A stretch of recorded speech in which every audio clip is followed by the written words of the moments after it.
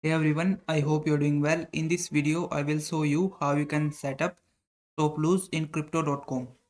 So first thing you need to do is open up your crypto.com website and then log in your account. After that, you have to click on this trade option from the top bar.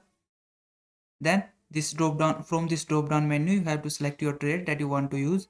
You can use the spot, perpetual or futures. So I will just select spot.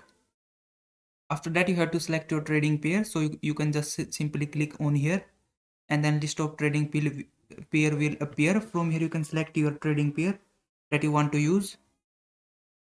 After you have selected your trading pair, you need to go to the right side of your screen, and then you will find this section where you can set the trading of your selected pair. Now from here you have to click on this stop loss limit option. After that, you have to just simply enter the trigger price. So you have to enter the price when this stop loss will activate. Then you need to select the quantity. You can use this bottom slider to change the quantity by percentage, or you can manually enter the amount by yourself. Then simply click on sell or your buy button. You can set the stop loss for buy or sell, both of these options. So just select your appropriate thing that you want to do and then click on this option.